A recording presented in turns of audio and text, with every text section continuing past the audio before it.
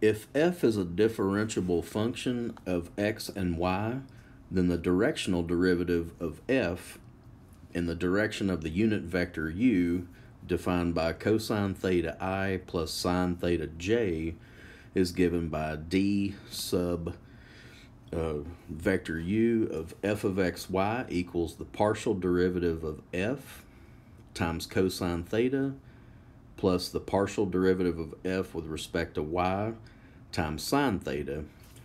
Example, find the directional derivative of f of xy equals 4 minus x squared minus 1/4 y squared at the point 1, 2 in the direction of cosine pi over 3i plus sine pi over 3j. Going back to our theorem and the definition of directional derivative, we have the directional derivative of f in the direction of vector u as our partial derivative with respect to x is negative 2x times cosine theta plus the partial derivative of the y term is 1/2 negative 1/2 y times sine theta. Now we can evaluate when x is 1, y is 2, and that comes from the ordered pair given, and the fact that theta is equal to pi over 3, and that was given as our unit vector u. So subbing that in, it's negative 2 times 1 times cosine of pi over 3. That's negative 2 times 1/2.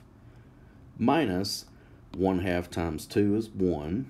Sine of pi over 3 is square root of 3 over 2. So doing a little bit of cleanup, that's negative 1 minus square root of 3 over 2, and that's approximately negative 1.866. This is the slope of the surface defined by our function fxy up here. It's the slope of the surface at the point 1, 2. If you sub in 1 and 2, your answer is 2. So that's why I put that third number 2 in here. It's the function's value when these x and y's are subbed in. So that's your z. But anyway, long story short, it's the slope of the surface given by our function at this point in the direction of the unit vector u. Let's do a second example. Back up here, our unit vector was cosine pi over 3i plus sine pi over 3j. Sometimes you're given a vector that isn't a unit vector. We have built skills in the past where we can normalize and get a unit vector. So let's find the directional derivative of this function, x squared sine 2y, at the point 1 pi over 2 in the direction of this vector, v. Okay, so let's normalize. It's going to be vector v divided by its magnitude. The square root of 3 squared plus 4 squared is 5. So I have 1/5, 5 being the magnitude of v, and 3 negative 4, that's just the component form of I and j. Distribute 1/5, 3/5 I minus 4/5 j. Now this is a unit vector. And remember up here, we want that to be cosine I plus sine theta j. Okay, so let's do our directional derivative.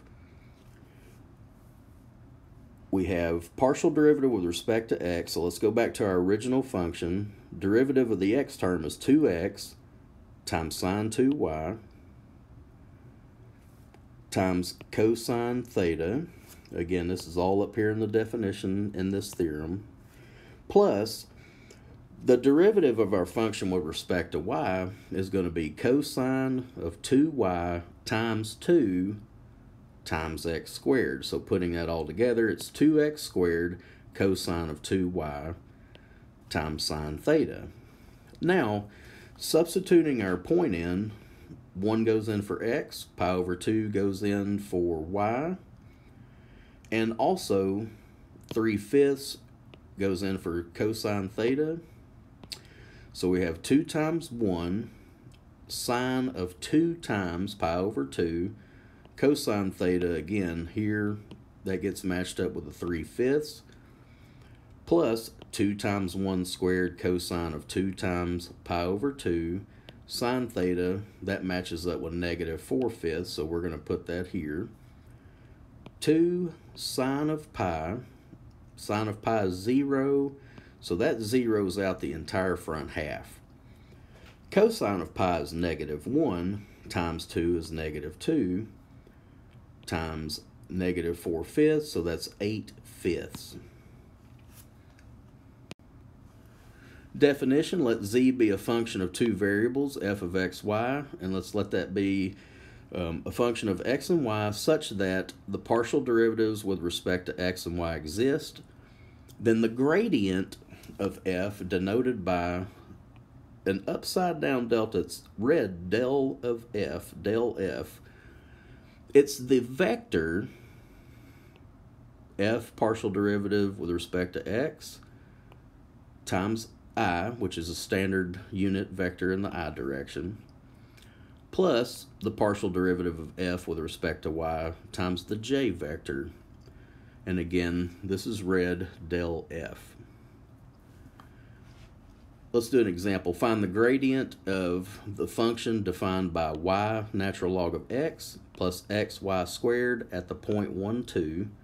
Let's get our partial derivatives. The partial derivative with respect to x, derivative of natural log x is 1 over x times y, so that's y over x, plus the derivative of this term with respect to x is y squared. Let's go back to the function. Derivative with respect to y, that's 1 times natural log x plus 2y times x. Now, del f, the gradient, is the partial derivative with respect to x times I plus the partial derivative with respect to y times j. At the point 1, 2, we sub in del of f at 1, 2. That's 2 over 1 plus 2 squared I, natural log of 1 plus 2 times 1 times 2, j. So this is 2 plus 4 at 6i. Natural log of 1 is 0. That gives us 4j. Because the gradient of f is a vector, you can write the directional derivative of f in the direction of u as follows. Directional derivative of f in the direction of vector u can be written as partial derivative of f with respect to x times I plus partial derivative of f with respect to y times j, which is del f, times the directional unit vector cosine theta I plus sine theta j. The directional derivative is the dot product of the gradient, that's in the brackets, and the direction vector. Theorem, if f is a differentiable function of x and y, then the directional derivative of f in the direction of the unit vector u, this is just notation for what I wrote up here. It's the gradient of f times the directional unit vector u. Example, find the directional derivative of fxy, defined as 3x squared minus 2y squared at the point negative 3/4, 0, in the direction from point P, negative 3/4, 0, to point Q, 0, 1. Well, first, let's get our directional directional vector. Remember to go terminal minus initial. 0 minus 3/4, that's 0 plus 3/4, and 1 minus 0. So that gives us, in component form, 3/4 I. If we normalize that, then we have our directional unit vector. That's going to be vector PQ divided by its magnitude. 3/4 squared plus 1 squared. Square rooted gives us 5/4 times the vector PQ. Dividing by 5/4 is the same as multiplying by 4/5, so we could distribute 4/5 through our component to get 3/5 I plus 4/5 j. Now we have our function and we have our direction vector. the gradient of f is going to be the partial derivative of our function with respect to x, so that's 6x times I, plus the the partial derivative of f with respect to y, which is negative 4y, times the j vector. So that's 6xi minus 4yj. At the point given, negative 3/4 and 0, our gradient will be, sub in your x and y appropriately, negative 9/2 I plus 0j. This is the gradient at the point negative 3/4 and 0. Finally, the directional derivative at the point negative 3/4, 0 is the gradient that we just calculated times, dotted with the directional vector u, which was up here, 3/5 I plus 4/5 j. So the gradient dotted with the direction vector u, that's negative 9/2 times 3/5, that's 27/10 with a negative. 0 times 4/5 is 0, and so we get, and that should be a negative 27.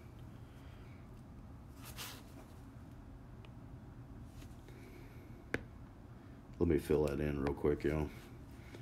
Negative 27/10. Theorem, let f be a differentiable function at the point xy. If the gradient is equal to 0, then the directional derivative is also 0 for all directional vector u. Sorry, I'm having trouble talking today. Number 2, the direction of maximum increase of f is given by the gradient of our function.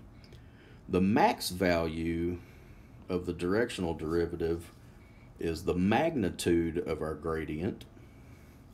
The direction of minimum increase of f is given by negative gradient of our function. And finally, the minimum value of the directional derivative is the negative of the magnitude of the gradient. Okay, so as far as the gradient goes, to visualize one of the properties of the gradient, imagine a skier coming down a mountainside. If the function f of xy denotes the altitude of the skier, then negative gradient indicates the compass direction the skier should take to ski the path of steepest descent. So let's remember that the gradient indicates direction in the xy plane and does not itself point up or down the mountainside.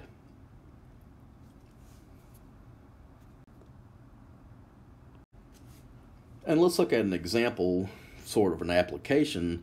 The temperature in degrees Celsius on the surface of a metal plate is given by T of xy equals 20 minus 4x squared minus y squared, where x and y are measured in centimeters.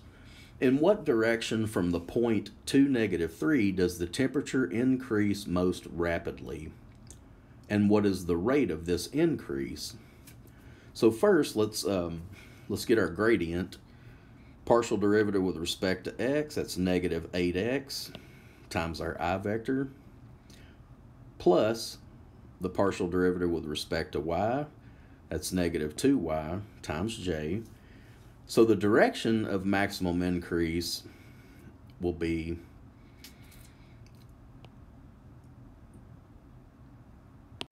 the gradient evaluated at the point to -3. So that's going to be negative 16i plus 6j. The rate of increase is the magnitude of this vector.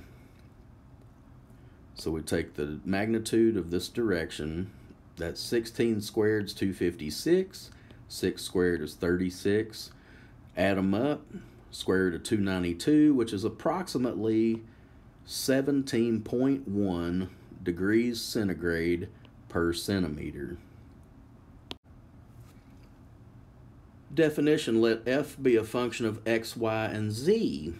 with continuous first partial derivatives, the directional derivative of f in the direction of a unit vector. Now we're going to add in a third variable, so we're going to have ai plus bj plus ck, where ij and k are the standard unit vectors, is given by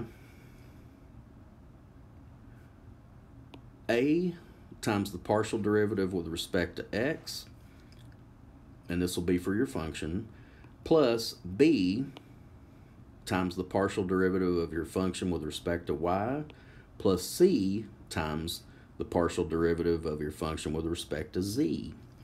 The gradient is defined as del f as f sub xi, and again, these are partial derivatives with respect to each variable one at a time, plus f sub yj plus f sub zk. Properties of the gradient is the directional vector will still be the gradient times the direction vector. If the gradient of your function is 0, then the directional vector is also 0 for all unit vectors. Direction of max increase is still your gradient. The max value will be the magnitude of your gradient. The direction of minimum increase is the negative of your gradient, and the negative of the magnitude of your gradient is the minimum value of the direction vector. And let's do an example of that last theorem. Find the gradient of f of xyz for the function defined as x squared plus y squared minus 4z, and find the direction of maximum increase at this point. Our gradient, we'll do our partial derivatives with respect to x, y, and z. So let's go up here to the top. The x term derivative is 2x. Derivative of the y term is 2y. And the derivative of the z term is negative 4. And again, those will be coefficients of I, j, and k. The gradient at the point given, 2, negative 1, 1, we just make direct substitutions. 2 times 2 is 4. 2 times negative 1 is negative 2. And then negative 4 will stay the same. This vector is the direction of maximum increase at the point 2, negative 1, 1. As always, if you need help with any of these problems in your homework, please reach out by email, phone, or stop by the office, and I'll do my best to help you out.